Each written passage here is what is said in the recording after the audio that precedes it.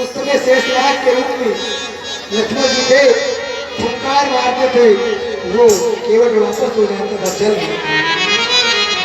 अब राम से हमारे लक्ष्मण की ओर देखते हैं और लक्ष्मी की ओर देखते हैं, बोलते क्यों लक्ष्मण अब क्या करोगे? उसको फुटकार मारते थे, आज फुटकार मारोगे तो क्या गंगा पार उतर पाओगे? नहीं कर पाओगे। इसलिए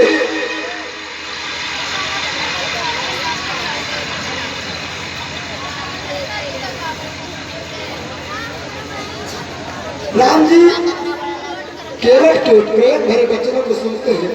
बाबा लिखते हैं, तुम केवट के बैन प्रेम लपेटे अटपटे, से करुणा आयन छिपल जान की लखन तनु। और एक बात और बता दें महाराज, दशरथ जी के मित्र हैं कौन? केवट। केवट दशरथ जी के मित्र हैं, इसलिए दशरथ जी की शपथ लेते हैं। भगवान राम जी केवट के अटपटे प्रेम भरी बातों को जब सुना, भगवान क्या कहते जानते हो? भक्त मेरा अगर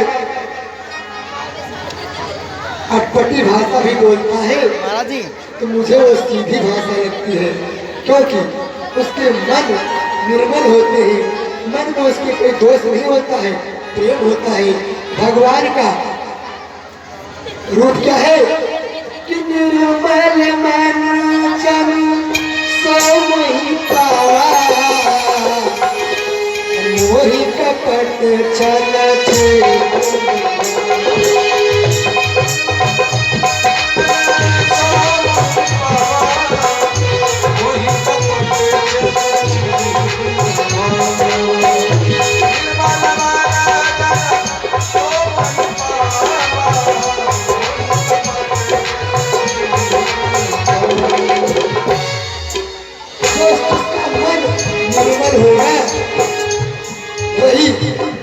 ईश्वर को प्राप्त कर सकता है, यहाँ नहीं प्राप्त कर सकता।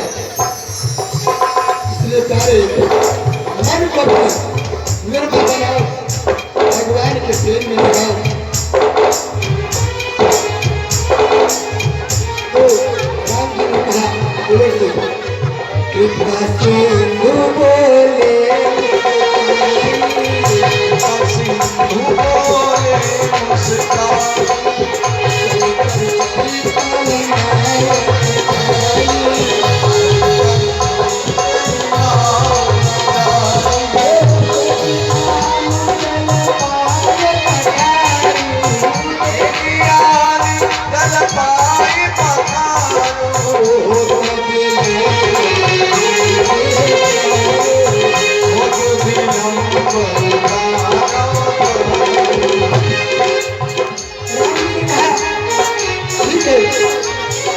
कोई बात नहीं, आपको शहर में बुलाऊंगा, लेकिन एक बात है, जल्दी से हाथ धुल लो और मुझे गंगा पार उतार दो। बोले ऐसे नहीं भैया, मेरे प्रभु मेरे राम मेरे सखा, ऐसे नहीं। अरे हम पूरे परिवार को बुलाएंगे, बड़ा सा कठौता लाएंगे, आपके चरणों को पखारेंगे, सबको उसका जल पिलाएंगे, उसके बाद में स्वयं पान करेंगे, फिर गंगा पार उतारेंगे। बोले भैया कितनी लंबी बात। सारे कहता है कि राघव चरण जल जातो, राघव चरण जल जातो, आज प्रेम के पधारे, राघव चरण जल जातो,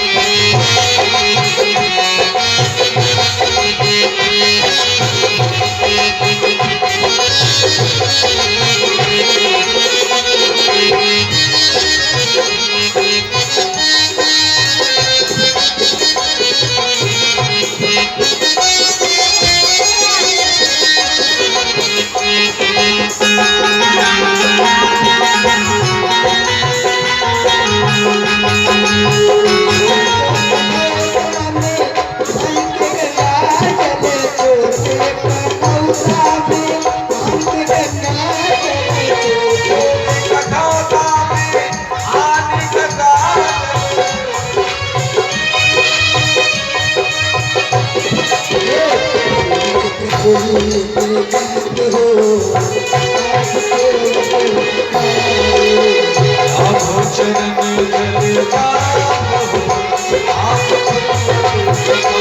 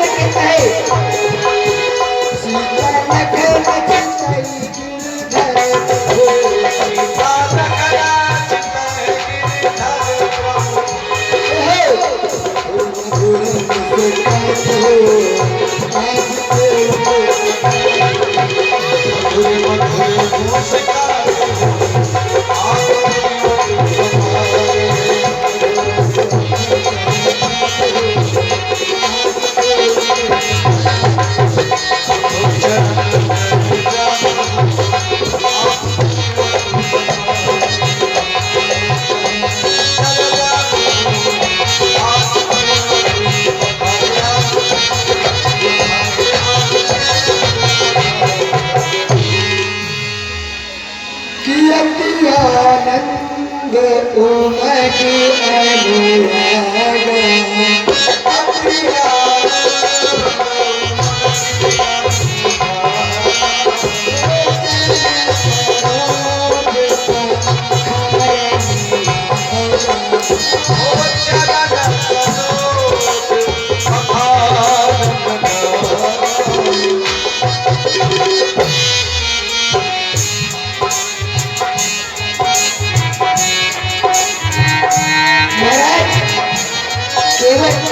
राम जी ने कहा तो भैया देरी नको करो, जल्दी आओ और पैर को पखारो।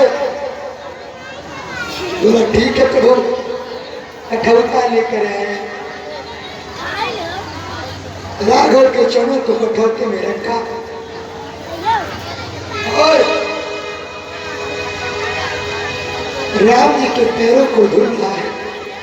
अच्छा, राम जी जब एक पैर रख रहे धुलते में,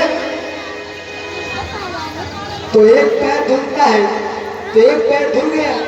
अब दूसरा पैर उठा के राम जी पृथ्वी पर रखते हैं, तो दूसरा पैर में फिर मिट्टी लग गया। ऐसे कई बार केवल पैर धुल रहा है, मिट्टी लग रहा है। तो केवल में क्या कहा जानते हो? वो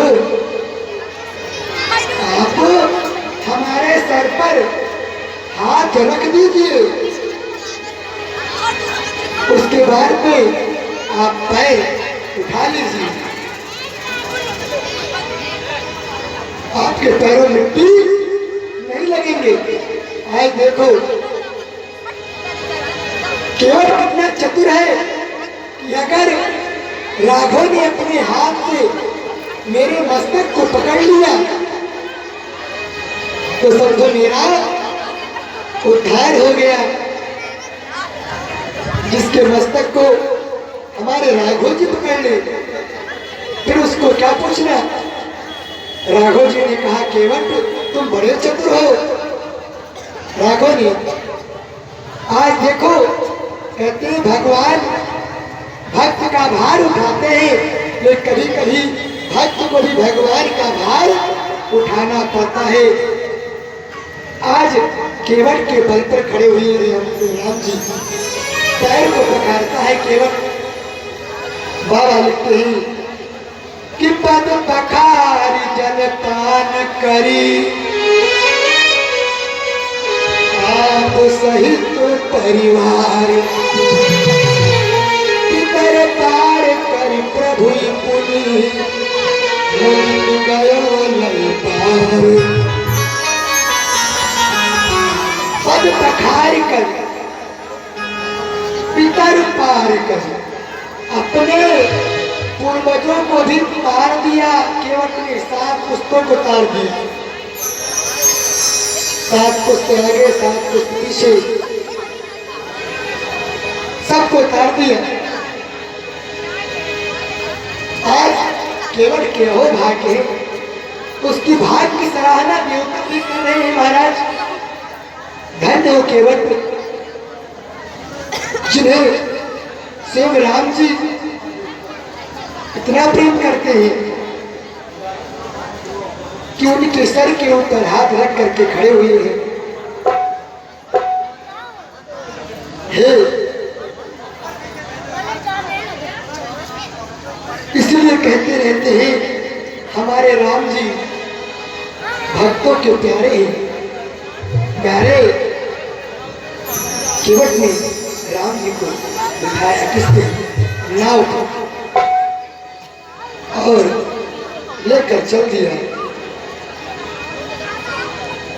अच्छा, नाव के उस पार राम जी पहुंचने वाले हैं, और राम जी सोचते हैं कि मैं क्या दूंगा केवट को। मेरे पास तो कुछ नहीं है, सिर्फ हल्का वस्त्र है और कुछ नहीं है। बाबा लिखते हैं केवट उतरी दंडवत कीला, केवट उतरी दंडवत कीला, केवट उतरी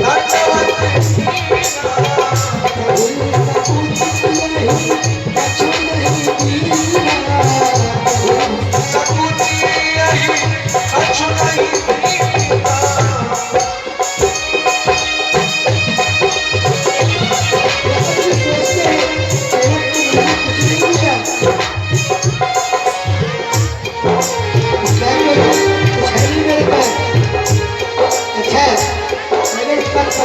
साथ में है।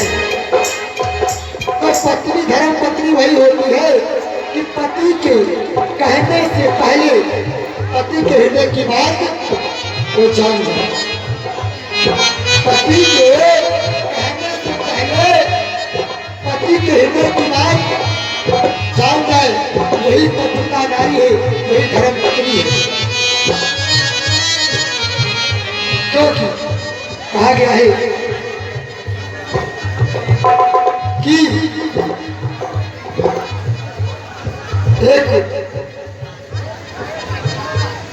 आती है कि ग्रंथों में ऐसा लिखा है कि सांडली नाम की नारी थी, पशुधर था एवं सुशीला थी, अपने पति की वो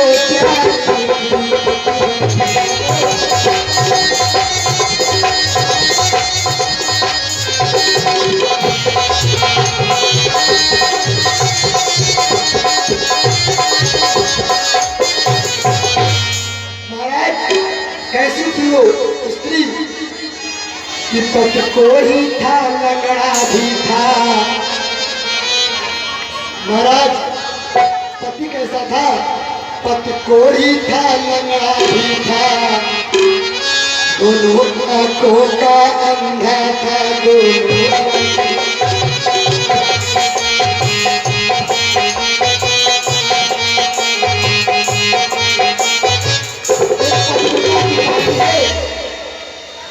कि पति कोढ़ी भी, लंगड़ा भी, लूला भी।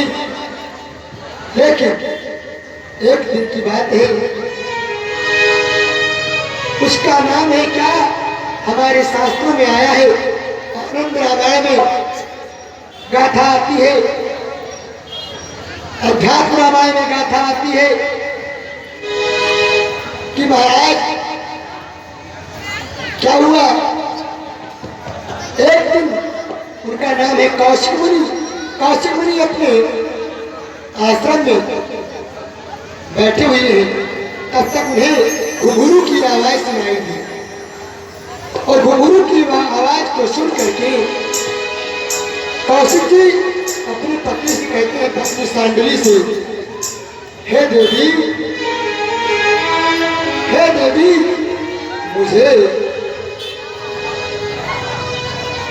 मुझे उस जो नृत्यांगना है उसके पास ले चलो। बोले अच्छा ठीक है, पत्नी का वही धर्म होता है, जो पति कहे और उसे वो पूरा करे, वही धर्म पत्नी है। राधे राधे, वही पत्नी है, क्योंकि इस हमारे संसार में मानव एवं जो प्रकट हुआ है, इस जीवन में स्त्री पर अगर धर्मात्मा स्त्री नहीं है, पतिव्रता स्त्री नहीं है, शास्त्र हमारे कहते हैं कि तेल के बिना सूखा दीपक जिस तरह नहीं जल सकता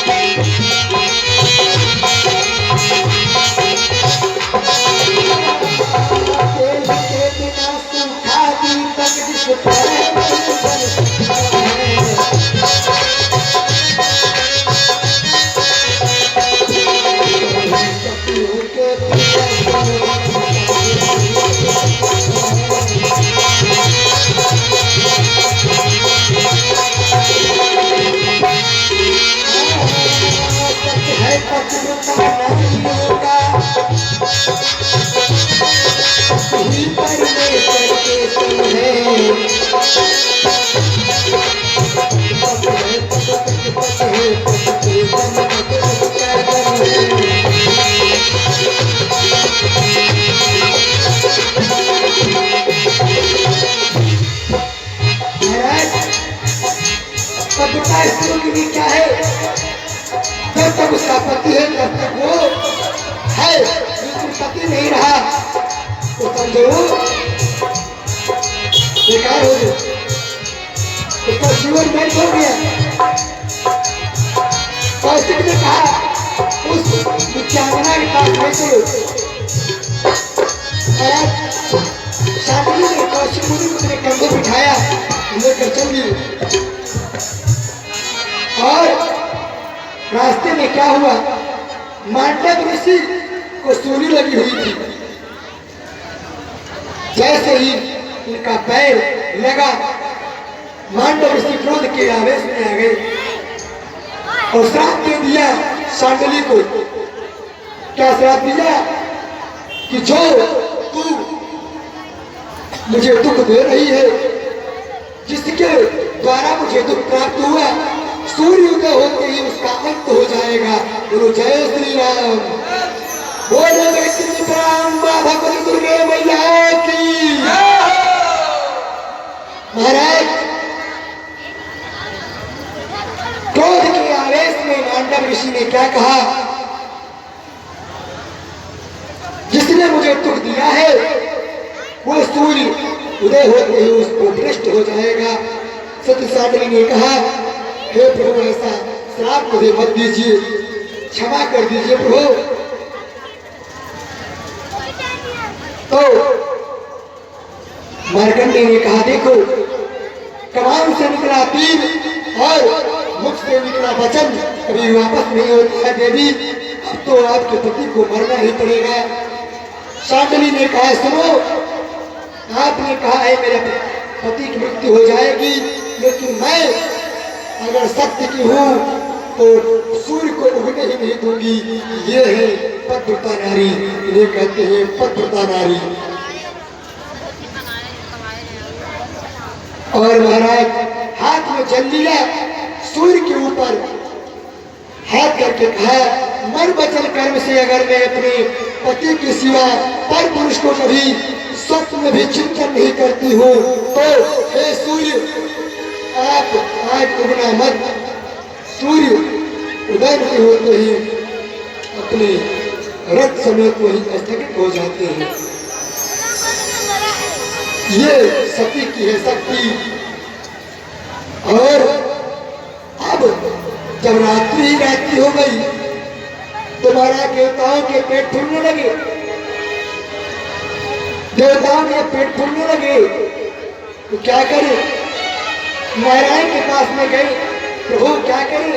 नारायण ने कहा, मैं नहीं जानता, ये हमारे भक्त को जब तुम लोग कष्ट दोगे तो दुख तो सहन करना ही पड़ेगा। क्योंकि भगवान ने कहते हैं क्या कि हे देवताओं सुनो, जो ब्राह्मणों का अपमान करता है, भागवत में कहते हैं भगवान, जो ब्राह्मणों का अपमान करता है, जो ब्राह्मणों को कष्ट पहुंचाता है, जो भक्तों को दुख देता है, हे अर्जुन, हे देवताओं, मैं उन्हें अपने हाथों से दंड देता हूँ। यहाँ तक अगर वो अपना भी है तो उसे भी मैं दंड दिलाता हूँ। उसका प्रमाण आप देख लो, दुर्वासा ऋषि से ऋषि का अपमान किया सामने तो कुल का नाश करवा दिया हमारे भगवान श्री कृष्ण जी ने, अपने हिंदी का नाश करवा दिया। ये हमारे प्रभु राघव, हमारे श्री कृष्ण जी अपने भक्तों का अपमान कभी सहन नहीं करते हैं। हे देवताओं, जाओ माता अनुसुईया के चरणों में गिर जाओ, शायद कुछ वो कर सके। माता अनुसुईया के चरणों में जाकर देवता लोग गिर गए। हे मैया कृपा करो, शांडली को बोलो सूर्य को उगने दे, नहीं तो सारे प्राणी मर जाएंगे। माता अनुसुईया ने कहा, गलती किया है आप लोगों ने, भुगतेगा कौन, आप भुगतेंगे। तब भी मैं जाती हूँ। गई, मानो वही है जो जन कल्याणार्थ कार्य करे, जो जन कल्याणार्थ कार्य नहीं करे वो मानव कहलाने योग्य नहीं है। ये हमारे शास्त्र कहते हैं।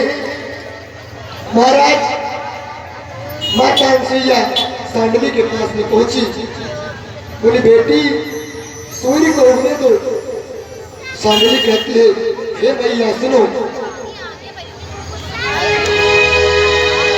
आप लोग भी माताएं इस गीत को ध्यान से सुनना और गौर करना। इस गीत में जो जो कड़ी बोली जा रही है क्या वो सत्य है? सत्य अगर अगर होगा तो सब लोग एक बार ताली जरूर बजाना और हाथ उठाना। क्या है, ध्यान सुन ले। पति परमेश्वर पति प्राणेश्वर पति मेरा सिंगार, बिना पति के पत्नी का सारा जीवन बेकार। मेरा